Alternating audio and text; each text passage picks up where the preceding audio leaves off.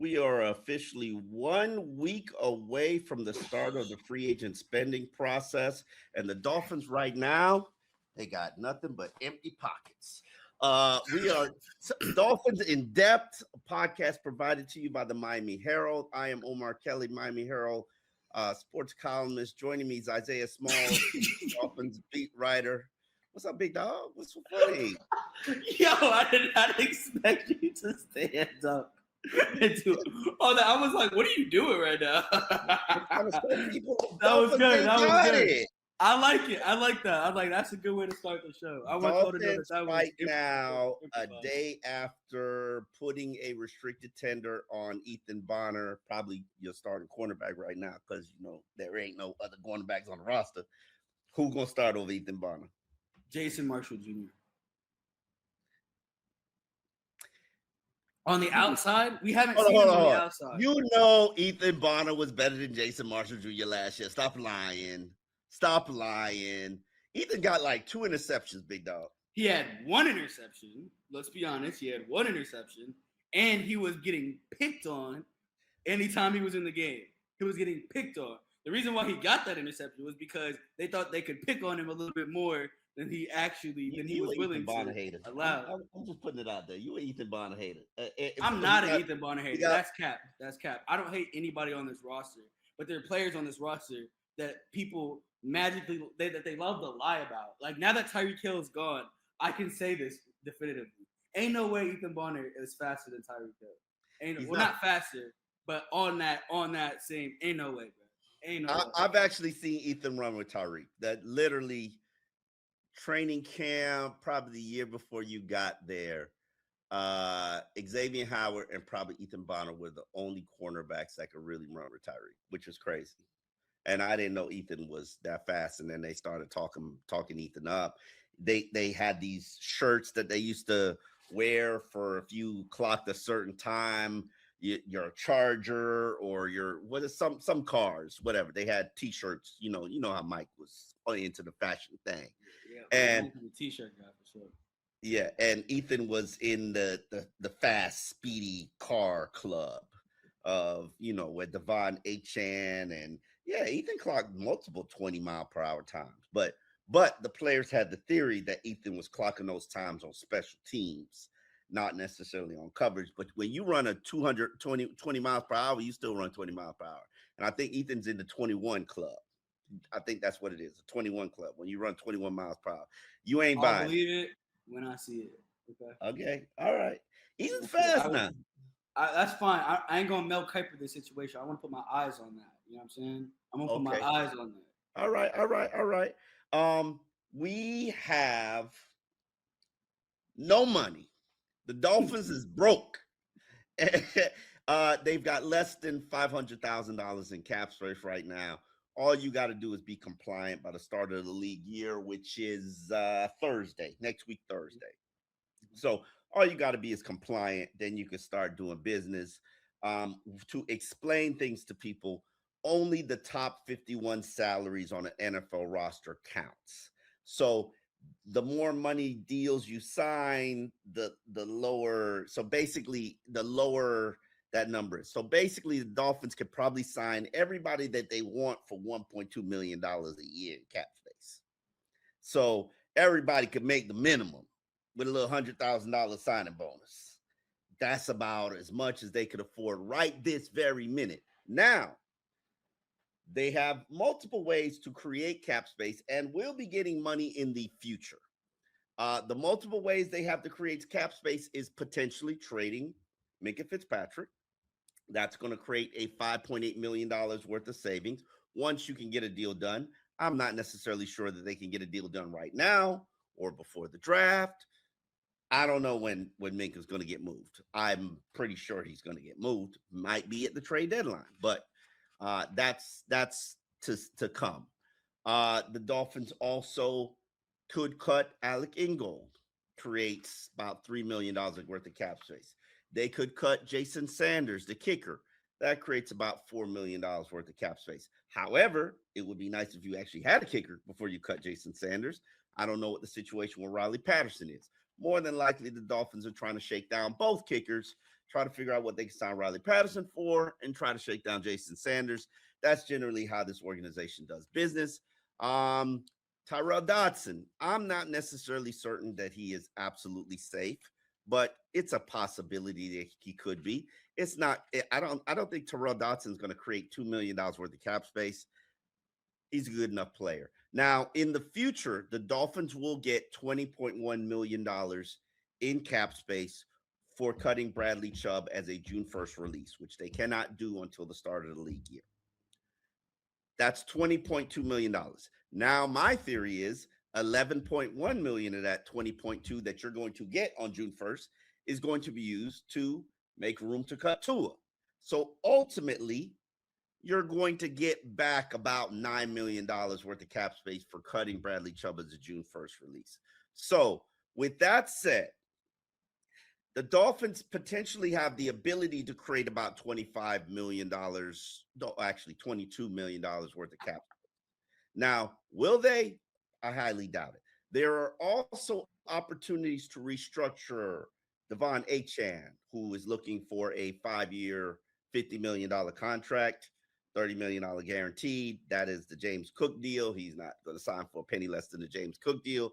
The Dolphins are, and the price is going to go up, especially if Breece Hall is getting the franchise tag. That's a $14 million price for a guy that's not even in Devon Achane's league. Ooh. You heard what I said. Breece I know Hall you're and right. You're right. You're right. You're right. they can restructure Jordan Brooks. He's in the final year of his deal. Jordan is, I think, making. You look it up. Jordan's making. Jordan's making, I think, $6 million to $7 million this year. More than likely, as a leading tackler in the NFL, a young player in his prime, he's looking for a pay raise. However, you and can all give pro. him. Don't forget the all pro. Don't forget the all pro. Okay, all right, all pro. His cap number is 5.7 million. It ain't the His cap number, signing bingo. bonus was 2. Look at the base salary. Oh, my bad. And I'm sorry. 7 million. I'm sorry. I'm tripping. 7 million. yes, seven 7.8. million. 7.8. Okay, 7.8. Now you can extend that contract because that's a 7.8 base salary. So you can technically change that all to a signing bonus and stretch out the deal.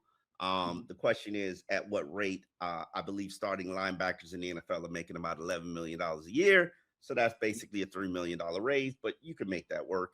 And then Aaron Brewer is looking for a pay raise as well. He is making what? Probably about $7 million as well. I should probably know these things before I begin the It podcast. is this year in the 2026, 6.4.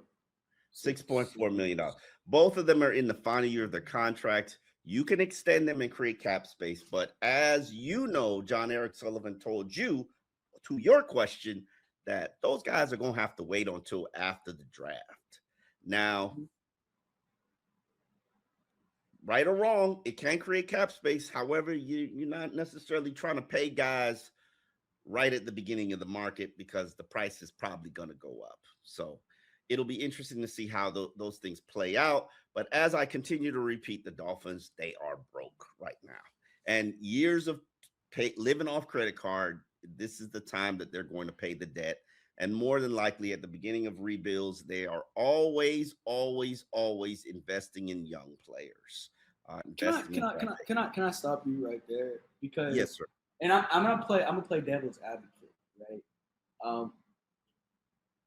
With the word rebuild, because I wrote this story on Sunday, and I definitely got a lot of hate on Twitter, but this is why I don't think it's a rebuild. I think with a rebuild, right?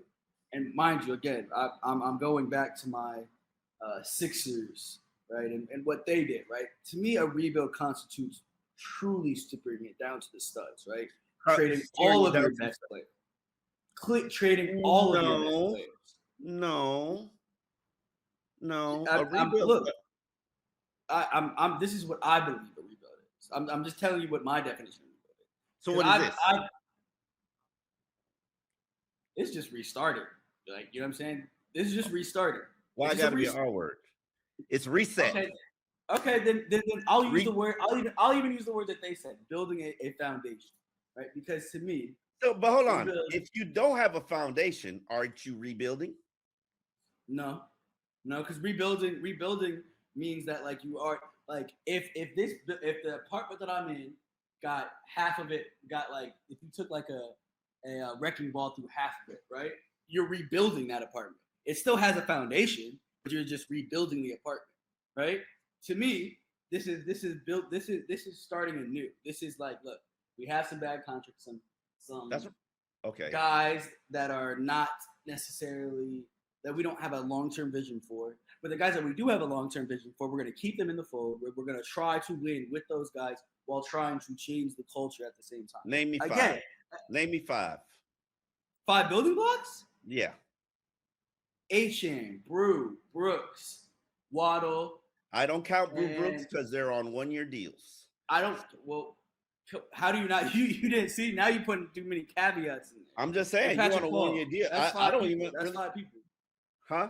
That's 5 people. That's 5 people. You moving Patrick goalposts. Paul, Devon Achane, Patrick Paul, Waddle, Brooks, Brewer, and Waddle. That's 5 players. You told me to name me 5. That's 5. Okay, and I disqualified 3 of them because they're on 1-year deals. And you can't. But now you're moving goalposts now. Oh, like you can't move goalposts. Okay, but what we building with? But those are guys. Those are wait. Let's pause. If I got a lease that's coming to an end of the year, to expiring at the end of the year, do I have a car? But if your landlord is telling you we want you to renew, right? Then you can still keep them in the fold. Which totally depends on what price you asking me to renew for, big dog. Like if you're gonna if you're not gonna, I mean, in this situation, if you're gonna raise my rent drastically, I'm not interested. Mm-hmm. Like you understand what I'm saying? Now, I hear you. Like you think Brewer's gonna take a discount?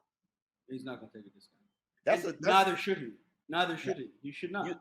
But I think there's ways the argument to that he should because he's battled injuries for the last couple of years. So take your money now. But taking a discount?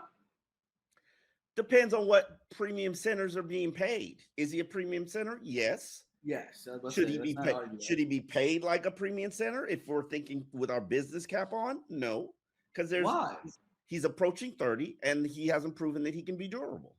He's how many injuries? How many games has he missed? Okay, that's a very excellent point. Excellent point. Like, come on, let's not. Okay, but what we do factor you sounded very much like Joe Shad. Joe Shad has his issue with Waddle. Waddle's all banged up. How many games has he missed though? Waddle's missed some significant games. Waddle's missed some significant games throughout his career. He played 16 games last year, 17 games in 2024, 17 games in 2022. 17 he was games hurt in 2022. No, Waddle did not play that many games. Waddle did not play. I'm talking about Brew. I'm no. I'm going back to Brew. Okay. Yeah. Okay. I mean, so what? These concerns about lack of durability. I feel like you're pulling that out your ass. Okay. Hear me out. What happens to an NFL player when he turns 30? You're right. They're trying to take you out back, and you know what I'm saying. They're trying to get you out of here. You playing on 70 cents on the dollar. It's just the reality of the league. I hear you, but I will give you the same argument that Zach Sealer gave when he got his big contract. There's a lot less tread on those tires because he didn't play early on. His first 2 years, how many games do you think he appeared? He didn't play much his first 2 years. He got his opportunity in his third season. 24 games, six starts, right? So there's not a lot of tread on those tires, right? Now, and to me, you do realize he's a small center, right? You do. He's a small center. Not to say what do we say about small people that we continue to employ? Not to say that I have a problem with Brewer. Love Brewer. Think he's a great leader. Think he's a great player. How many years can he give me great play? I'd have to at least be in the market for 2 years. 2 years. So you want to add 2 more years to this deal? I agree. Yes, 100%. Okay. Because I'll make the argument that if he was playing for something towards the end of the year when he missed that one game, if like they were actually in the playoff hunt, I would contend that he would have played. I don't really think that was his choice, but yes, his body couldn't handle it. Listen, we're not going to sit here and argue about whether I do believe Brewer deserves an extension. How He much, does. at what price, what length? Like, there's a reason why they try to take 30-year-olds out back and put them down because the NFL is not built for 30-year-old players. You're the That's fair. exception to the rule when you're still shining at 30 That's because fair. the body just can't handle it. However, That's I fair. do hear your argument about the mileage, and his mileage odometer is low, but Mm-hmm. he's also had a couple car accidents to the point where he's battled through. He hasn't participated in one off-season program because of various injuries after injuries. Like, you know, it is what it is. So, Jordan Brooks, I can make an argument. Jordan Brooks is he battled some injuries at the end of the year, but that's a pillar of consistency, durability. I don't think you got to worry about that. But Brewer's a totally different argument. And I would make the argument Just because, H-Man. wait. Just because he's smaller, No, no, no, is no, is no. that Oh, is that the basis? Brewer's Brooks is prototype size for his position. Yes. Okay. Brewer That's fine. is not. That's what I was just trying to. Okay. That's what I was just And trying I to. think I believe that Brooks is younger than Brewer. Yeah, Brewer, he I is. believe, is 30. Is Yeah, 30 or Brewer is 30. going to turn. He turns 29 in October. And okay, so he's got more year before he's 30. Yeah. Brooks is probably, I think, 27, 28. Not to say Yeah. that Jordan there's Brooks is 2 seconds. He is no. He's turning 30. He turned 29. Excuse me, in October as well. okay, all right. Well, same age. All right, my apologies. We'll see how they play it out, but I can say the same thing about Achan. Achan's making $5.5 million this year. You put the franchise tag on him in 2026, which is what you should have probably done with Tua, and you're paying him $20 million in guaranteed money. Mhm. Whereas you extend him now, you give him $30 million. Are you sure he's going to give you $30 million in guaranteed money? Are you sure he's going to give you 3 good seasons left? It's 3 good seasons from this point out. It's $1 million question for you.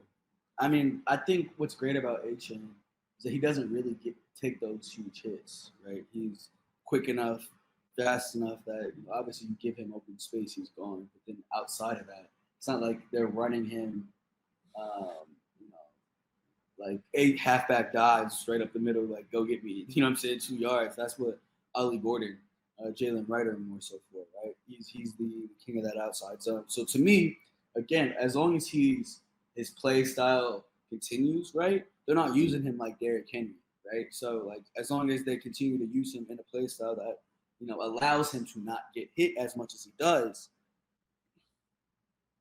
So I you mean, giving him sky's the limit. $30 million in guaranteed money.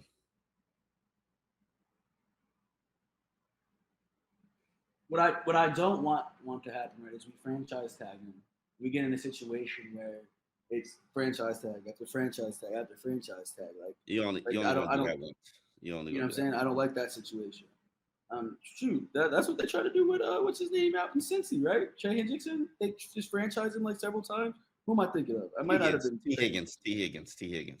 T. Higgins. Yes, exactly. Yes, I knew someone in Cincinnati. Like that's not ideal. Like at some point you want to get his money. But yeah, Why do I have I to might. give him? Why do I have to give him his money? He getting this franchise tag. Is he not? Is he not a game changer? I think you. I think you. There's certain people that you want to keep happy. To me, you keep happy the guys that are the game changers. He is a game changer. Now, Okay. when Waddle's contract comes up, I'd franchise tag Waddle. I'm not going to franchise tag Devon Mm, mm. Anyway, let's Let's move see. on to the draft. Right now, the Dolphins own 8 draft selections. They have the number 11 pick. Obviously, everybody in the world knows they want more draft picks, which probably requires them to move down. I think that's a fantasy talk because this is not really a very top heavy draft, in my opinion. While everybody says, oh, it's got pass rush, it's got cornerbacks, it's got wide receivers, cool. It does not have a lot of blue chip talent. So you could fall in love with whoever you want to fall in love with. Just have good draft picks. Isaiah, you've been at the combine. You have talked to John Eric Sullivan. You have talked to the head coach half. What right now, if you had to put your money on it, what would you think the Dolphins select and who? They're definitely going to go defensive. Like I think that's the pick. They're going to go defensive. I think, and it just depends how that draft board falls, right? To me, an ideal pick for them would be Caleb Downs, right? Just because of the way Jeff Hafley likes to construct his defenses. He is a former defensive backs coach, so a Caleb Downs would be ideal. But if not, then um, to me, maybe a Mansour Delane. Like that is obviously a good. Who? He's a good corner. The corner out of LSU. Okay. Um, I know people are really high on Jamard McCoy. And it's a personal thing. I feel like a lot of about drafts and the way we evaluate talent and the way we select guys, it's very personal. You have your personal creeds that you try to hold on to. Me, I don't necessarily like drafting somebody that's banged up, right?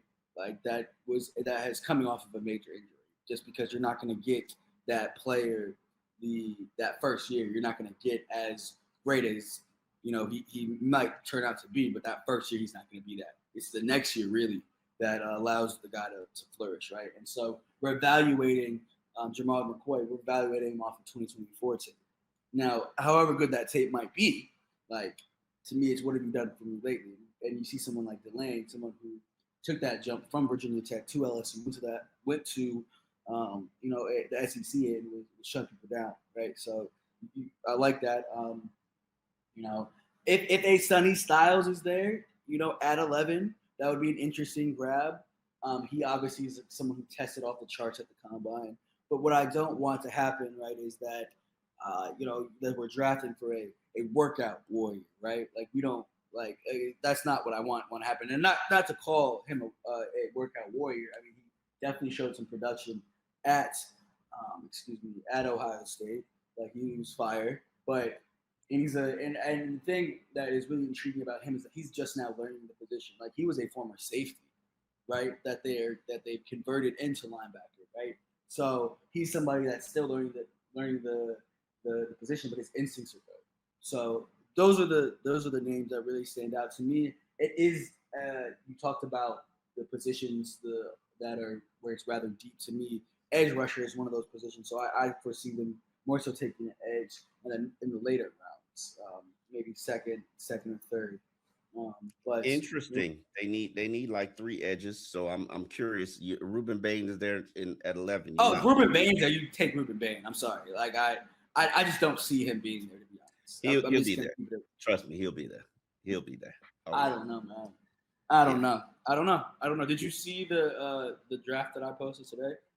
That was from specifically from the Athletic Athletic. reported it, but it was they surveyed a bunch of GMs, right?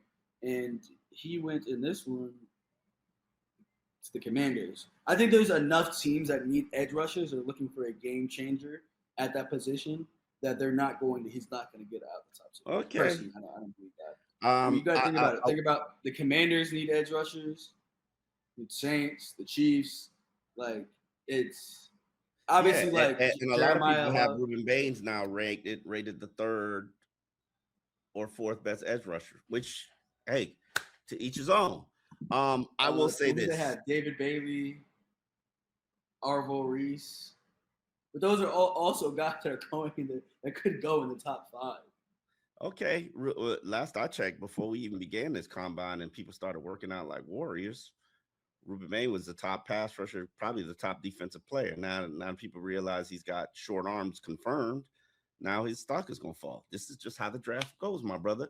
And I'll tell you another Mm. reason why people's stock draws. Your homeboy Caleb Downs. You heard the rumors circulating, and I don't I know. did. I don't know where that's coming from Oh, though. it I it, just it, get, it gets leaked by a team interested in having him drop, and then more people want to scrutinize it. Oh yeah, it happens all the time. More people. Why you think Will Johnson from dropped to the Michigan second round. last year? Yeah, He but had a that was like a confirmed report. This is it, like this is to me. speculation. I look There this are to there me. are, there are degenerate knee issues. Frank Gore had them before he basically tore both his ACLs. Once he tore both his ACLs, it was fine. Once they were repaired, But when they see, for instance, Jay Ajayi, you remember him because he played for your Eagles as long as, and he played for the Dolphins. He had a degenerative knee issue.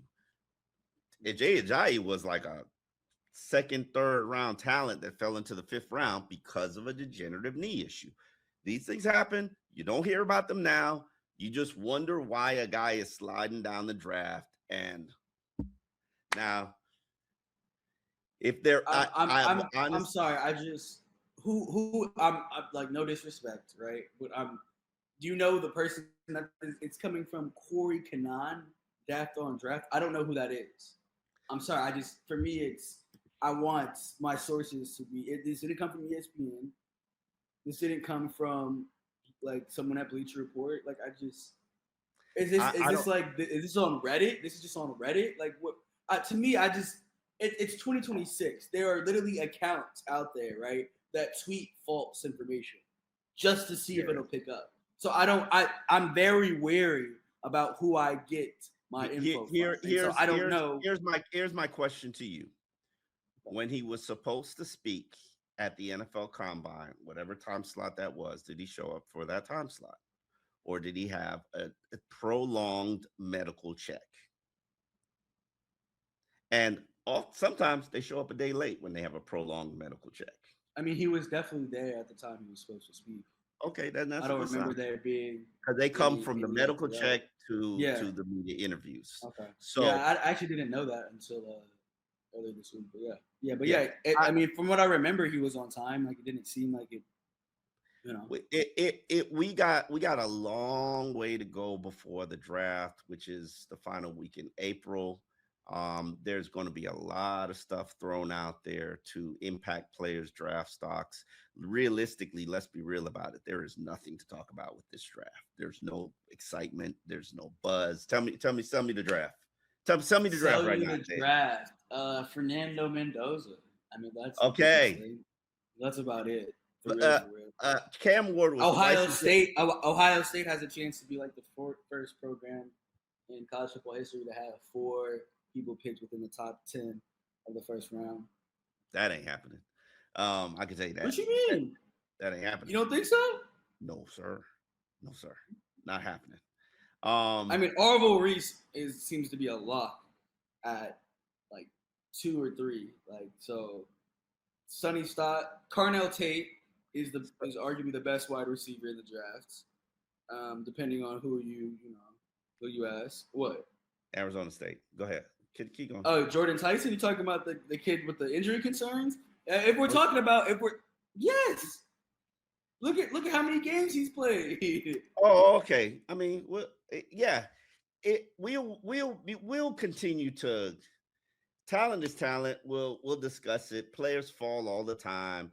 I do not believe Caleb Downs is going to be a top 10 pick. I don't. And he might be. You've been obsessed with him for quite a while. I looked at him. It's all right. It's all right. It's safeties. You do realize you got to be like a dog and a dog to be a top 10 pick at safety.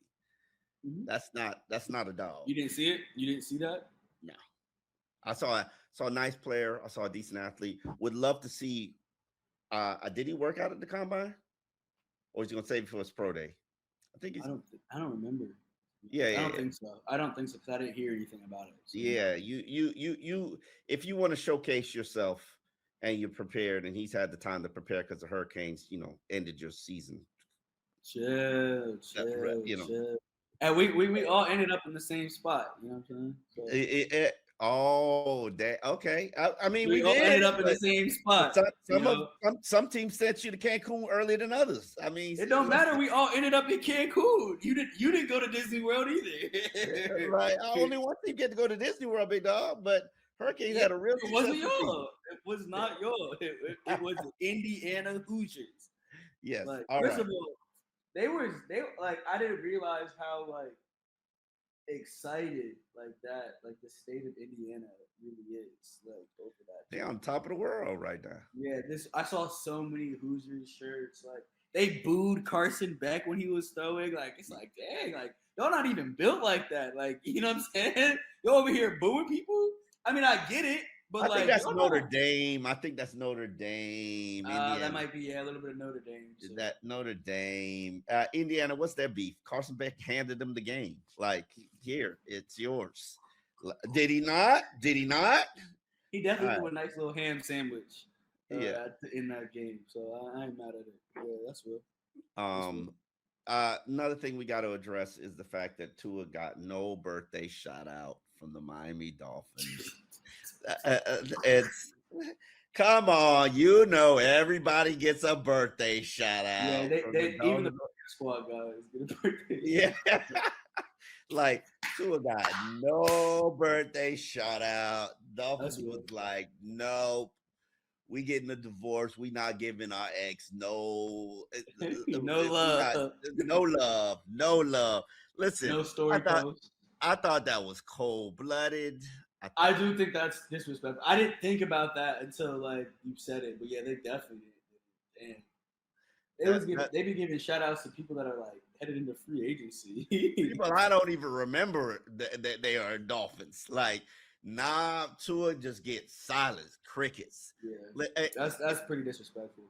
Um, the reality is Tua is probably going to be cut at some point before March 13th when he's got $3 million due.